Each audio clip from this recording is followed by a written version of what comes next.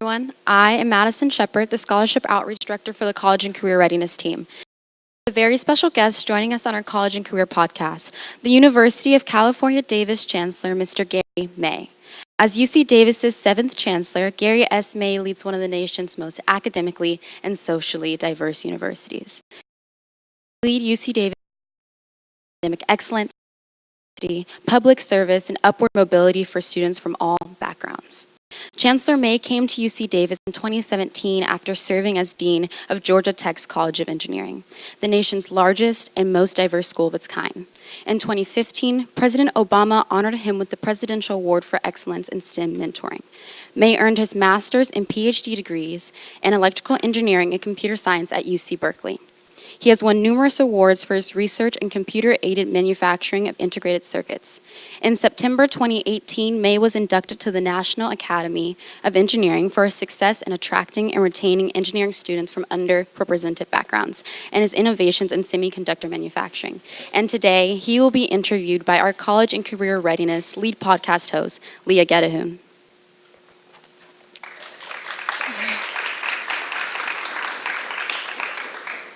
Hello, and welcome to the College and Career Readiness podcast, the podcast tips to become a more productive student. Chancellor May, thank you for being with us today. Thank you for having me. All right, let's start this interview by having you explain kind of your role as Chancellor and giving the audience a brief background on yourself and your career. Well, a Chancellor is sort of like a principal on steroids. It's kind of the chief operating officer of the university. It's kind of has aspects of being a principal, it has aspects of being a mayor of a small town. You're sort of in charge of the well-being of our 39,000 students, as well as our about 25,000 faculty and staff across our two campuses in Davis, the main campus, and in Sacramento, the health campus. Okay. And what have you learned from being Georgia Tech's Dean of the College of Engineering that you feel has prepared you to take this role as Chancellor at UC Davis? Well, deans actually are a lot like chancellors. The role is an outward-facing role, so you do a lot of speaking engagements and interviews like this. You do fundraising. You represent the university on national and international committees and bodies, and you really are a spokesperson in setting direction for the university, doing strategic planning and organizing the future of the university. So as a dean, I did the same kind of thing for the College of Engineering. All right. And now I know your mother was one of the first African Americans to integrate the University of Missouri in 1950, and now here we are, 2019. You're the first African American chancellor at UC Davis. Right, yeah. So with that being said, what has her kind of trials and tribulations taught you about pursuing big goals such as this one? That's a great question. First, my mom would like me to say that she graduated in the 50s, not 1950, because she's not quite that old yet. So her experience was a really compelling one. She, along with about 8 other African American students, were the first to go to the University of Missouri back then. She had some adversity. They were called names, and they were. I remember she tells me the story of the house mother, who's the person who runs the dormitory. When she got there the first day to unpack and move in, the house mother was horrified that there were black students in the class, and she was asking, where are they going to sleep, where are they going to shower? And my mom's kind of cynical like me and funny, so she said something like, well, don't worry, because it doesn't come off. But, she persevered, and 4 years later, she got a degree in education, became a teacher. She taught for more than 40 years in St. Louis Public Schools. In many ways, she inspired me to be an educator as well at the higher ed level, and she's still my confidant and my mentor and my supporter even today. All right. And what made you want to take that jump from being an engineer to working in higher level education leadership positions? Well, it was unique for me that I could still be an engineer. I did a lot of engineering research, made some discoveries, wrote papers, got some patents, all sorts of things. But at the same time, I was able to fulfill my passion for helping and educating and supporting others as a college professor. So that's what I liked most about my job when I was a professor, is that I got a chance to stretch my mind and do my research, but I also got a chance to use that knowledge to help others in their careers. All right, and in 2015, you were awarded the Presidential Award for Excellence in STEM Mentoring by President Obama himself. With this being said, how have you or plan to improve and expand on your school's STEM programs? Well, mentoring is an important aspect of any success in any career, and you have to have mentors and you have to be a mentor. And I think I wouldn't be where I am today if I didn't have good mentors at all levels throughout my high school and college years, but also throughout my professional career. So it really was an honor to receive an award for that mentoring that I've done. And in STEM, it's important because we people of color are so underrepresented in engineering and science and mathematics fields. Even today, it's abysmal how underrepresented we are. So without mentors and role models and people that can kind of show you, help you to envision what you can be, we're not going to be able to correct some of those inequities. And I kind of like what you said about, us as people of color, it's already hard for us. So kind of with that being said, do you feel like, you're so accomplished, first African American chancellor, you've won such high honors, do you feel like it could only go up for us in representation? I think it has to go up for representation. I think you'd like to see engineering and science fields look like America, right? You'd like to see if those skills and interests that make up good engineers are uniformly distributed throughout the population, you would see, 10 or 12% of engineers be African American like me, as opposed to the 4 or 5% that it is now. All right. And in what ways do you encourage community involvement at East Davis, and do you feel that your students are already pretty involved on campus? Our students are very involved. They are active not just in Davis, but throughout the Sacramento region in a variety of activities, doing community service, helping out at high schools and elementary schools and various other things. I think community service is a part of our mission as a public institution. So we try to encourage that, and we try to make that a part of our culture at UC Davis. We think it's important. We celebrate it when people do something that is exceptional in the area of public service. We recognize them and give them rewards and encourage others to do the same. All right, and tell us a little bit about the Aggie Square initiative and why it's so important. So Aggie Square is our innovation hub that we're building adjacent to our medical campus in Sacramento. And what it is a live, learn, work, play, innovation ecosystem. So we'll teach classes there, we'll have research centers there, we'll have startup companies that have incubators and accelerators there, we'll have landing places for large corporate partners to help us with both employing our students as well as starting the companies and getting our research. Really, the objective is getting our research from the laboratory to the marketplace much more efficiently. I had some experience doing something similar at my previous institution, and so I kind of know how to make that happen, and I'm very excited about Aggie Square. All right, and also, can you talk about the strategic plan to boldly go and kind of why that is so important as well and what it really is? Sure. So to boldly go is the UC Davis 10-year strategic plan, and the title comes from Star Trek because I like Star Trek. I have to say that our folks in our English department are not happy about the split infinitive to boldly go. They want to call it to go boldly. Do you guys know about that in English? Yeah. So anyway, it's designed to chart a path for us for the next decade, and it has 5 pillars. One is how do we educate our students to be global leaders in the workforce over the next decade. 2, how do we do research that matters, research that addresses societal challenges and helps the world become a better place. 3, how do we celebrate and enhance diversity on our campus, not just our students, but our faculty and staff as well. 4, how do we identify strategic partnerships for UC Davis that will help us be more visible, help us to be a more recognized top university in the country and indeed the world. And 5, how do we increase entrepreneurship and innovation on our campus. And how do you feel that this will change the culture of the school? I think it just gives us a roadmap, gives us kind of a guiding, a North Star, a guiding path to help us to channel all the work that we're doing in the right direction and kind of all be rowing in the same direction. And what are your goals for the future of UC Davis? I'd like for UC Davis to be on the very short list of schools that are mentioned as the very best public universities in the nation and indeed the world. And I think that's not a heavy lift. I think the quality is already there, but I think some of the notoriety and recognition and awareness have not quite been there yet. I tell people before I came to UC Davis, if you're not in higher ed or not from west of the Rockies, let's say, you probably didn't know much about UC Davis. In fact, people say that a farmer in Ethiopia probably has heard of UC Davis, whereas someone who's the policymaker in Washington, D.C. might not have. Yeah. So we're kind of going to try to change that and make UC Davis on the tip of the tongue when we talk about the very best universities in the world. All right, and lastly, you've came from such a humble background, but yet you've accomplished so much. With this being said, what advice would you give to kids who, maybe come from a similar background and think that they don't have the resources to accomplish so much? Well, I think you have to, have to have and find mentors and a support system and take advantage of that support system. I think you have to have confidence in yourself and belief in yourself. And I think that you have to be able to persevere through adversity, because all of us are going to face adversity. And, you know, my just short saying that I always say to myself to keep myself motivated is work hard, play hard, pray hard. And I hope that helps you to keep going as well. All right. Thank you, Chancellor May, for interviewing with us. It was a Thank you so pleasure. much for having me. Go Tigers. Yeah.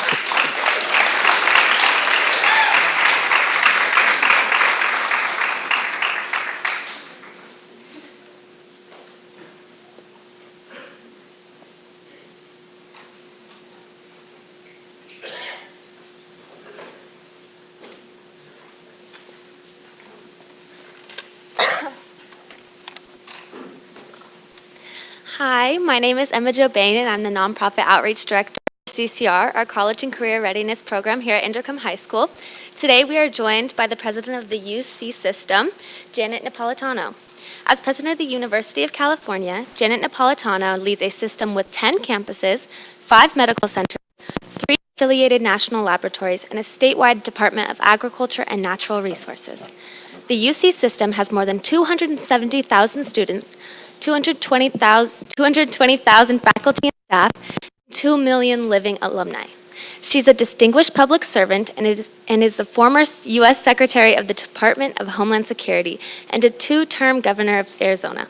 Please join me in welcoming President Janet Napolitano, who is interviewed by our own Chief of Staff, Reina Vilanco.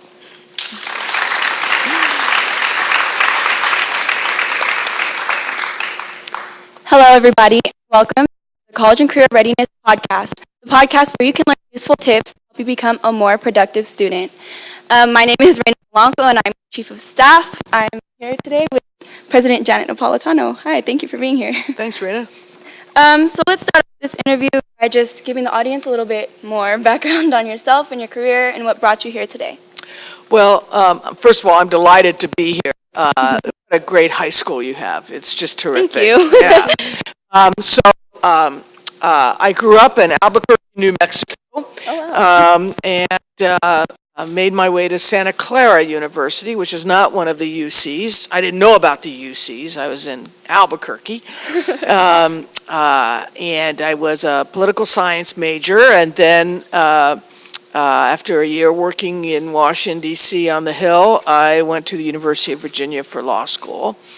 And I wanted to move back west after law school and got a position as a judicial clerk to a federal judge whose chambers were in Phoenix. And so I moved to Phoenix, Arizona, didn't know a soul, and 20 some odd years later I was the governor of Arizona. So it just shows you how, no matter what circumstance you find yourself in, opportunities can abound. I was governor for 6 years. I was midway through my second term, and I was an early supporter of President Obama when he was candidate Obama. And when he was elected, he asked me to join his cabinet as the Secretary of Homeland Security. And I did that for about 5 years, and then was ready for my next chapter. And I always loved working on higher education issues when I was governor, because you can see the impact of higher education so immediately. You can see the impact of thriving campuses. You can see the opportunities that higher education provides for young people. And, to help educate the next generation is just a great mission. And so I thought running a small college out west would be kind of nice. And I ended up running the University of California, which is the largest public research university in the country. But I made the west part work out. That's really amazing. So you feel that a career in higher education is very rewarding. Oh, absolutely. And I think, like I said, higher education is really where young people can go. They can try new things. They can find their passion, kind of set their direction for life. And it's a really exciting process to be a part of. So you spoke about helping out the next generation. Right now, we're the next generation of college students. So what do you feel, or what do you like to communicate by hosting Achieve UC events like these at high schools? Achieve UC events are designed to make sure that students not only know about the University of California, but know that we want students like you to apply to and attend the University of California, that we will work with you on the financial part of attending the University of California, which is much more affordable than people may presume. And also, we have a rich variety among our campuses. From Davis, which is just a superb school close to here, all the way down to UC San Diego. So that all of those campuses are very strong, supportive environments for young people. Cool. So although all the campuses have different things to offer, can you describe the overall vision for the type of education that a student would get by attending one of the UCs? Well, we are a research university, so our faculty, in addition to teaching, are all engaged in conducting original research, and most of our students have the opportunity to participate in the research process themselves. And that's, from the STEM fields to the humanities, to the performing arts, to the social sciences. So that's very exciting. So the research part of the university is something that distinguishes us from the Cal State University system, which is a very good system, but it is not a research university per se. So research university, we want our students to be in a diverse environment, interacting with students from all different kinds of backgrounds, because that's the world that they're going to inhabit, right? So we want them to have that experience, and we want our students to be able to experiment, to as I mentioned before, to try classes or fields that you may never even have heard about when you're in high school, but yet when you find your way to it at university, you discover it's your passion. Okay, so you mentioned diversity, so let's touch on that topic a little bit. As you know, it's a big deal at this school. There's such a diverse student body. I just wanted to know, what are some strategies that you are considering implementing in order to increase the diversity on your guys' campuses?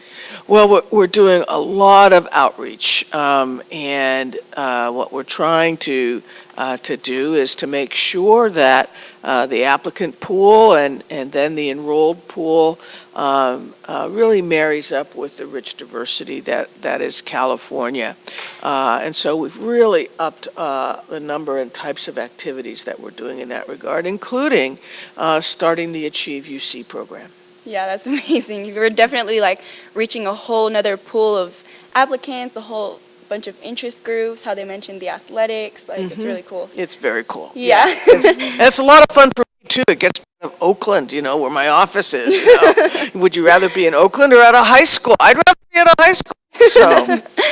Another question, how have your past experiences as former governor and Secretary of Homeland Security, how has that all influenced the way that you lead the UC system? So I'm often asked, well, what do those things have in common, right? And leading a large institution has some common characteristics. You have a variety of stakeholders, all of whom know how to do your job better than you know how to do it. You have to interact with legislatures, with the media, You have to be able to manage a large budget. The overall budget for the university is about $36.5 billion a year. Wow. Yeah, it's big, so you have to learn how to manage all of that. And you have to be able to kind of set an overarching vision for the institution while letting all the component parts do their own thing. So it's that combination of overarching vision and persuading people about why that vision is the right vision, but then letting all of the parts do their part. It's a lot of organization and teamwork. Indeed, indeed.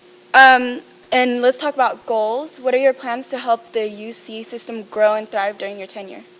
So we've been growing a lot. Oh, yeah, definitely. We've been particularly adding California undergraduates. We have more California undergraduates than at any time in the UC's history right now. And we want to continue to grow, but we want to grow in a healthy way. So we need to make sure that students, for example, have access to affordable housing. Yes. That's why Davis just this week broke ground on the largest student housing project of its type in the country.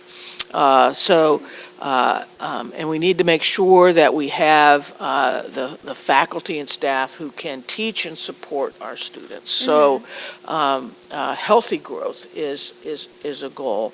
A second goal is to continue to be a world leader in research that affects and can help us deal with the main challenges of our time. So, for example, the university, we have a goal of being net carbon neutral by 2025 because we're very concerned about climate change and global warming, and we want to do our part there. We want to use 100% renewable energy by 2025. And those are just, two examples of some of the goals we have to meet some of the world's challenges.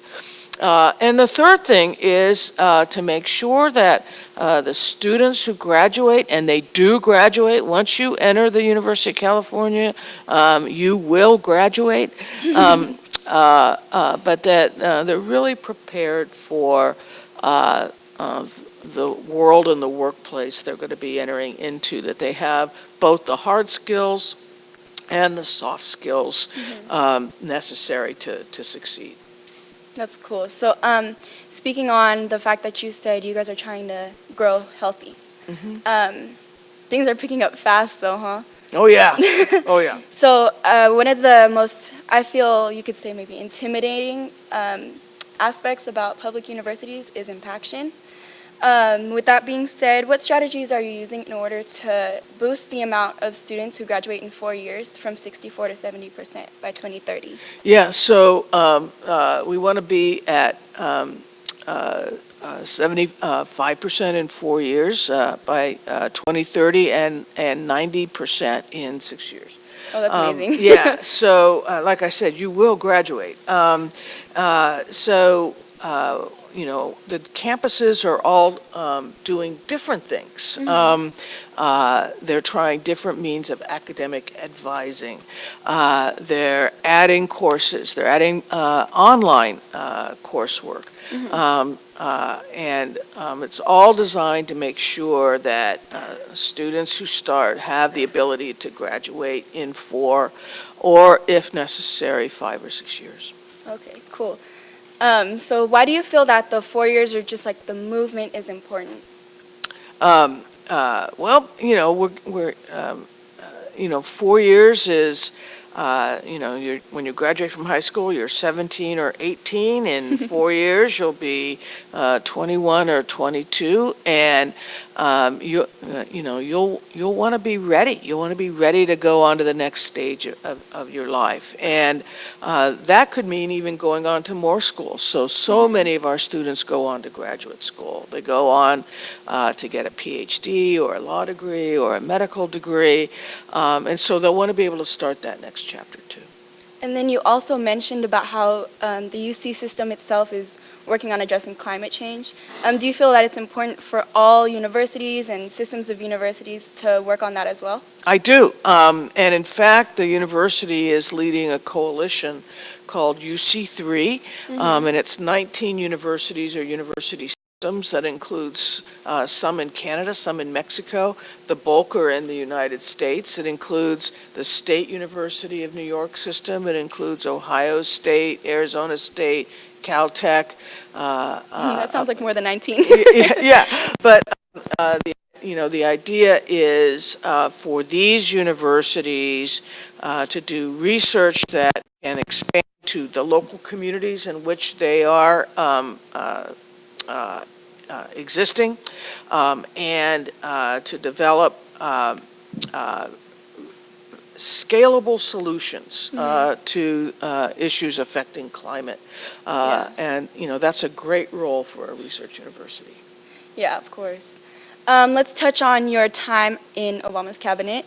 We all know that everybody really admires Obama, and it's amazing that you got to work so closely with him.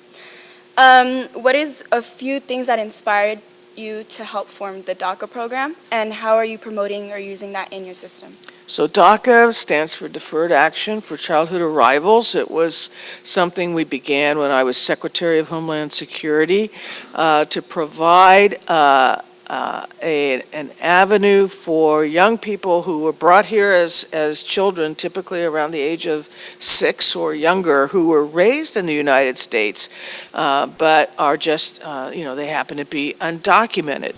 And it seemed to us that given that Congress was paralyzed in terms of passing real immigration, comprehensive immigration reform, that at least we could do something for this population. And so we started the DACA program. It's been very successful. Almost 800,000 young people are enrolled in DACA. We have around 4,000 in the University of California in our student body. When President Trump took office, he attempted to rescind DACA. Yeah. So we sued the Trump administration and got a court order preventing the program from being rescinded, and that so far is held up in the court. So, yeah. That deserves a round of applause.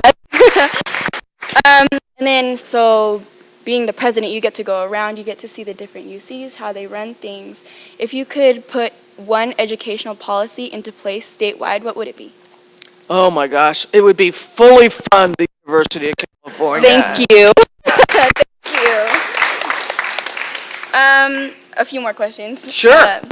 So you are a woman that has reached really high places in this country. Like, that's amazing. Do you have anything to say for the young women who aspire to follow in your footsteps? Yeah, don't let anyone tell you what you can't do. It's all about what you want to do. What you can do, and position yourself so that you're able to take advantage of opportunities as they come along. You don't know exactly what your life path is going to be. If you had told me when I graduated from high school that I would be a governor or a cabinet member or president of the nation's best public research university, and I would have said, no, I'm going to be a clarinet player. I really thought I would be a professional musician, which I thought for about 2 weeks. When I got to college and realized I wasn't even the best clarinet player there, much less for the world, so I switched my path. What led you to aspire to such a high position, knowing that you originally wanted to be a clarinet player?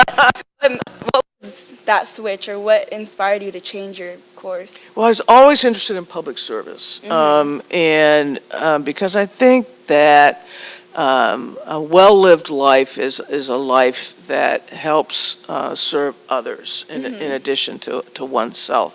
And so my career path has been in public service of different types, either in elected office, appointed office, or now leading a public university.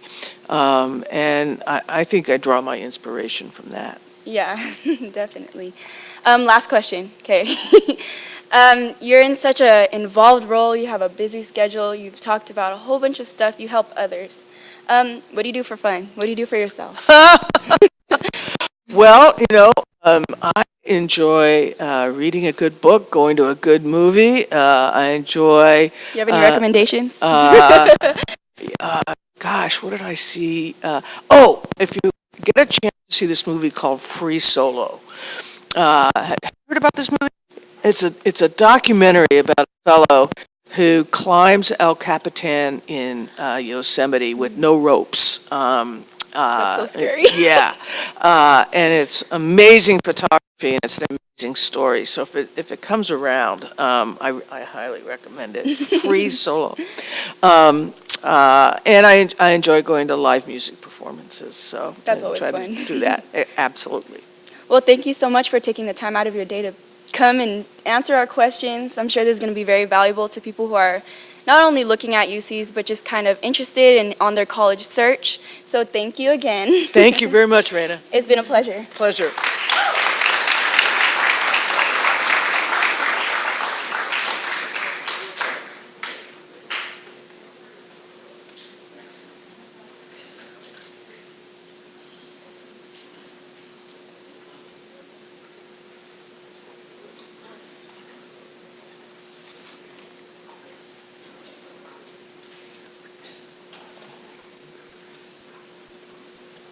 Hello, my name is Daniel Atherley. I'm the Director of Bilingual Outreach for the CCR team.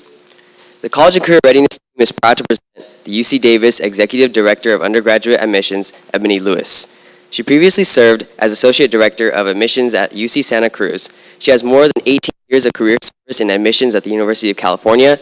She played an important role in key initiatives to enroll a more diverse student body and strive for Hispanic institution status. Lewis serves on the Chancellor's Enrollment Policy Board and the Academic Senate Committee on Admissions and Enrollment. In this role, she oversees a staff of nearly 70 members. Lewis received her Bachelor of Arts from UC Santa Cruz and also holds a Master's in Public Administration. She's currently working on her doctorate in education in the University of California Davis School of Education.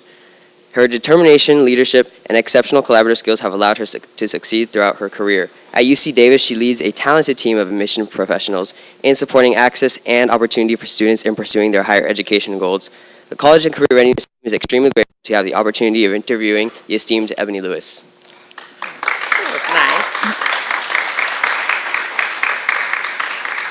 Hello, and welcome to the College and Career Readiness Podcast, the podcast where you learn useful tips to help you become a more productive student.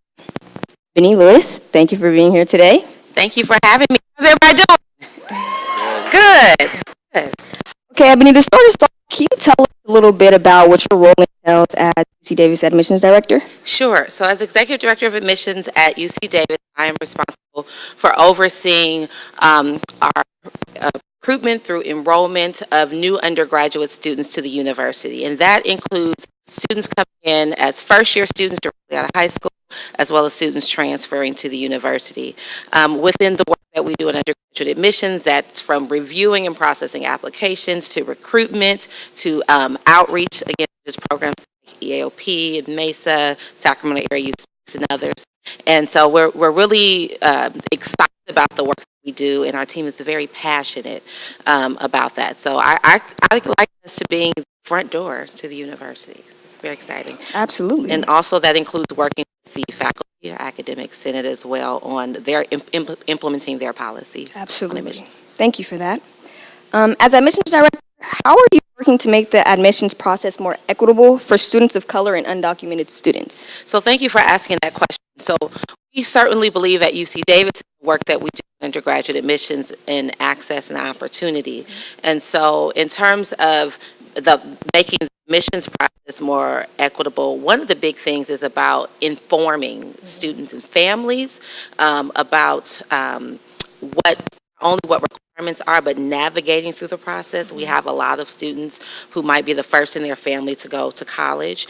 And so removing barriers, dispelling myths, and also partnering with community, partnering with our campus community, retention services. We do have an AB 540 undocumented center on our campus that we work very closely with, as well as a number of other resource centers, from El Centro to the Center for African Diaspora to our Native Nest, and so many other offices. And so it's critical that we partner together in making sure that students and families know that they can see themselves at the university. We're also working very closely with schools and school districts. Again, we want to make sure that preparation takes place. And so those are a few things that we're doing. Of course, we always, we're working on our implementation of the criteria that our faculty have in place for admissions, and helping students to be as competitive as possible. And another piece to that includes educating our students on majors to careers. So students can really see the vast options that are available to them. That's one of the things we observe in the admissions process. A lot of times students think of or may be aware of certain majors and they want to be a doctor. You don't necessarily have to just major in biology. You know, you can major in many different other areas and tie that in with co-curricular activities outside of the classroom. And so we do a lot of partnership with our colleges, our academic colleges. They do a lot of outreach as well. Okay. Sounds like you have a couple of amazing connections. And I also know that you deal with the racial equity at UC Davis. In which ways are you able to make sure that UC Davis supports students of color? So there's a few different ways that we're able to do this. So one is really partnering with our retention centers that I mentioned before. We have to think about when we're admitting students, we're admitting our future alumni. And so we want to make sure students are having an impactful experience. We do have 3 diversity initiatives that we're moving forward. I'm very proud of the fact that we have reached the enrollment at UC Davis to be eligible to become a designated Hispanic serving institution. And that has certainly not come by accident. We have a lot of team members involved in those efforts and leading that charge. And so in terms of providing those opportunities for students of color, it certainly is required that, again, that coordination with our faculty, connecting with our schools, thinking about where our populations of students that maybe UC hasn't been, that we need to be more present at. So we have a diversity initiative to increase our to really mirror the state of California better in terms of high school graduates. And so we'd like to get to 6% African American enrollment, which may not seem like a lot, but we're at about 4% now. And in terms of high school graduates in California, that would help us mirror closer to there. Also, we have a strategic initiative with increasing our Native American student enrollment as well. Wow. Yeah. That is amazing. Yeah. Thank you for that. Along with that, what are some opportunities or events on campus to help students adapt to that community? Because as here at Inderkum, we're very diverse. The community is extremely diverse. And we really look into, looking ahead into the diverse community so we can adapt to that as well. There's a lot of different activities on campus. I can think of a few things. So we are very intentional about bringing students to campus or also partnering with schools and programs on those visits, because that campus experience, we know that if you actually physically come to campus, you see, you're connecting with the currently enrolled students, that makes such a difference. I know it made a difference for me when I was in 10th grade and did my college visits starting out. And so we partner with programs such as Puente. We partner with Mesa. We partner with, like, the Community College of Moja, the statewide BSU, and many other programs, and try to design experiences that help students connect with community. And then we also have some great events that happen annually on campus. Our powwow was one of those, and so students and families and schools can come up for that. Black Family Day that we have.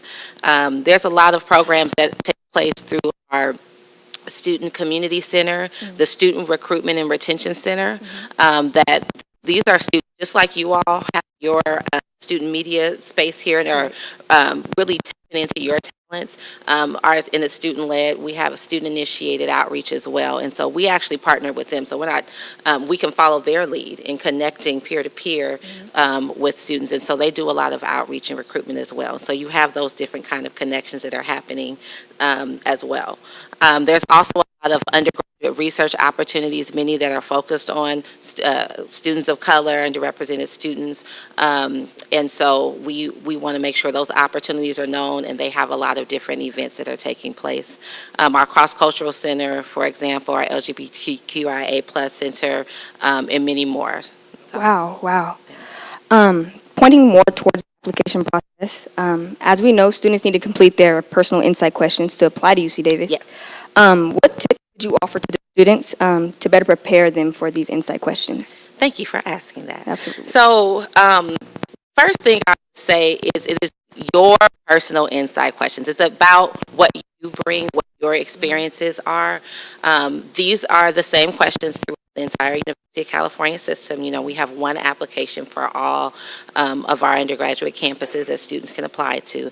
And so you really we gave students choice. You get to decide what questions you want to respond to. I would say think about your strengths.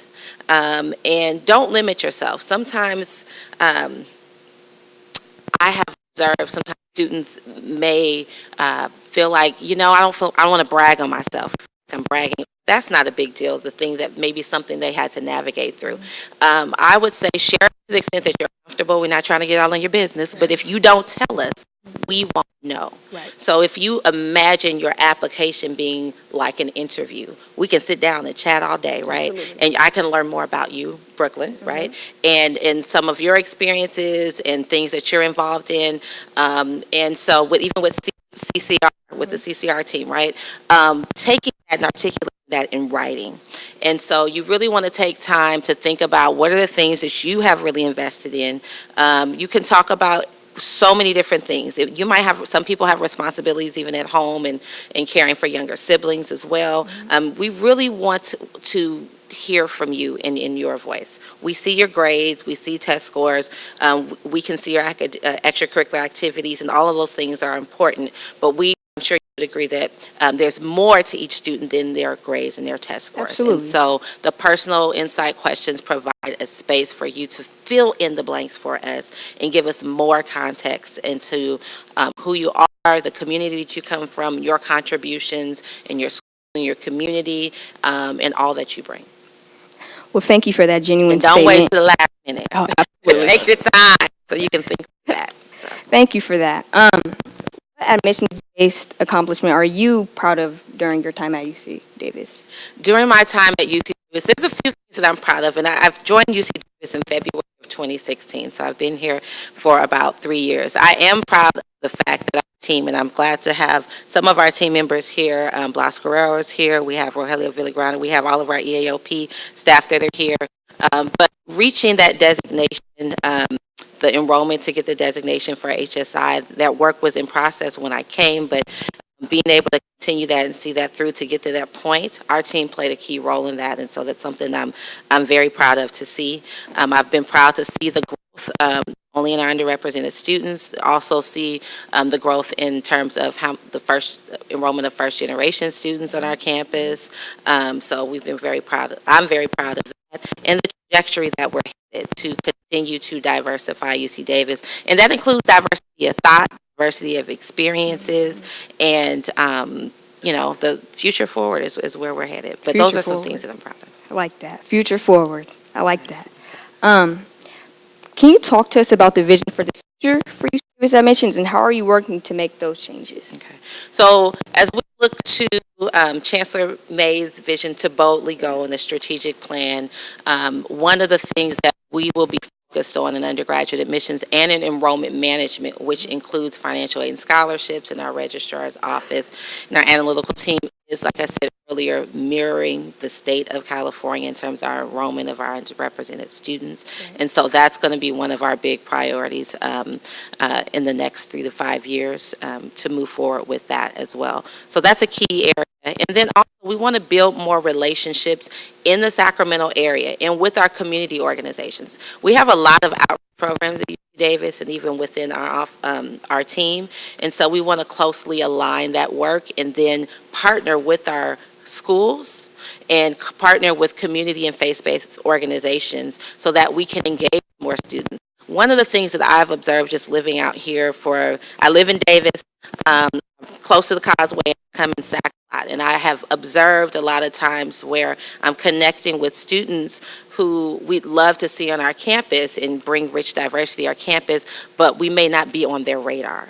And so better understanding why that is, even so we can strengthen our applicant pool, have more students coming into the pipeline to apply, and then thinking about the students who are saying, yes, we love to be an Aggie, and also better understanding the why for students who might be choosing other options, which, it's important to have choice. But just really understanding that so we can make the connections that are needed. There's something that will be more helpful in making connections with community, better understanding the financial aid and scholarships process and paying for college is something that we're looking at as well in collaboration with our financial aid and scholarships office, that financial literacy piece, so that parents and families, as well as students, really understand the difference between what the estimated cost might be versus what they ultimately may need to cover, which might not necessarily be as great as they think it is. Right. Thank you. And you hear that, Sacramento, on the radar? Looking Are on the radar. Okay. What other advice would you give students to ensure that they put their best foot forward on these applications? A few things come to mind. First of all, that higher education is for you, and that there is a place for you in the University of California system. I would say to don't doubt yourself, and I'm just going to say, let your haters be your motivators. So, keep it moving. If somebody has something bad, keep it moving. Stay focused on what your goals are, and connect with folks who are willing to pour into you. So that could be one of our outreach programs. It could be your counselors and your instructors. And do not give up. There's going to be times where you're coming on finals, and it seems like there's so many different things going on. You all are young, but you have things going on in your lives too, right? And so really just not giving up and knowing when to ask for help. That is really important. If you need help, to reach out and ask for help. And know that you can do it. It's going to take work. Anything worth having takes some work. But bring so much. Each of you uniquely have your own gifts, your own talents, your own experiences that you can allow you to be able to impact communities, impact individuals, other people may not be able to reach. And so I just really encourage you to pursue your passions and don't put aside your gifts. When you think about applying for admissions and getting your degree, you may have many different gifts and talents. I sing in addition to being an executive director of admissions and so many other things. You don't have to compromise that, is what I'm saying. So if you're an artist, if you are into sports, if whatever the things are that you're interested in, and you're also pursuing an engineering major or a science major, or you want to major in philosophy or something like that, like just know that there's a way to bring your full self to the space of higher education, and I encourage you to bring your full self to your application and to your college experience. Thank you. Adding on to that, can you tell us something in particular unique about UC Davis itself? Yeah, well, we're home of the Aggies. I mean, I think a lot of people know us for our College of Agricultural and Environmental Sciences, and being #1 in ag and veterinary studies. So that's something really unique about UC Davis. There's so much more. One of the things I really admire about our campus is we are a research university, and just a vast array of professional schools we offer here is something that you won't necessarily see at all universities and other campuses. We're the only UC campus that has an equestrian center for those that are interested in that. Yeah. So, those are a few things that we're really excited about and proud of. But there's such an opportunity to combine disciplines in your study. Have a center in Bodega Bay. I don't know if a lot of people know that, but there's a center in Bodega Bay for those who are interested in marine life and things of that nature. And so not everyone has it as well. But ultimately, I'm just really proud of the great work that UC Davis has accomplished. The campus, we not only talk about diversity, equity, inclusion, but really invest in that and to help build out a class of graduate students that is rich and diverse in so many different ways. Thank you. Coming into conclusion, as a woman of color in a leadership position, is there something that you can share about your journey that may inspire others who look to be in your footsteps? So as a woman of color in higher education and in leadership, it's been a journey. I didn't graduate from high school thinking I was going to be executive director of undergraduate admissions. I actually was planning for the law school, honestly. But along my journey, I started taking advantage of different opportunities. And one of the things I love is when I was an undergraduate student, I participated in the UC-DC program, which is where the University of California has a center in Washington, D.C., and you can do internships. And I'm proud to say a great thing, UC Davis is always well represented. So they had the most students when I was there. And so being exposed and being afraid to take advantage of those opportunities has been really critical along the journey. And it's interesting how this path has been paved for me, but I didn't even realize it. So I would volunteer as an undergraduate student to go back to my old high school in what's that, Bay Area, and go visit my old high school and go talk to students about the university, about college, and things like that. I didn't know that at the time. That was preparing me for outreach and recruitment. But it was, and I was doing it because I believed in it, I was passionate about it, and I wanted to share, not just talk about it, but be about it, and tell people that there are real opportunities here, and I could show it better than I could say it. And so through those experiences, though, I was able to develop skill sets further to being a student leader, and from there prepare to be a recruiter. And so the journey just kind of continued along the way. And then along that journey, going to school to get my master's. I mean, these are things I wasn't necessarily planning on step by step previously. But one of the things I learned is when your journey shifts and maybe what you were initially shooting out, planning to do doesn't happen, it doesn't mean that's the wrong direction to take. You know, we just kind of flow with it. Just make sure that you, if a door opens, don't be afraid to go through it. You know, and so uniquely positioning yourself for those opportunities and not being afraid of those opportunities when they come up. Things are not always easy. It's great to see folks in leadership positions. That's one of the things that attracted me to UC Davis. There were folks that looked like me in leadership positions, or other people of color, or women in certain positions, and that was really inspiring. But it takes everybody to support one another. So whether someone's coming from a similar background to me or not, one of the things I learned is there's more that we have in common than not. But it's important to be present and to be able to share with students and those coming up that you too have a path, and if there's a way that I can mentor and help, then I choose to do that because someone took the time to pour into me. And so that's one of the things, one of my biggest takeaways is being able to be a mentor in addition to being a mentee, and continuing that along the journey. So right now, even in high school, there are folks that you can mentor, and as you move forward in your journey, going to college as a professional, whatever careers you pursue, that can continue, and then you've now prepared someone else to reach back and help someone else. Well, thank you for that. That's actually all I have for you. Thank you so much. Anything else that you got to add on to this? I would just say thank you all for being here. I hope you are enjoying the day. We hope to the University of California. Look forward to you considering UC Davis and being a future. But whatever you decide to do, just do your best. Do your best.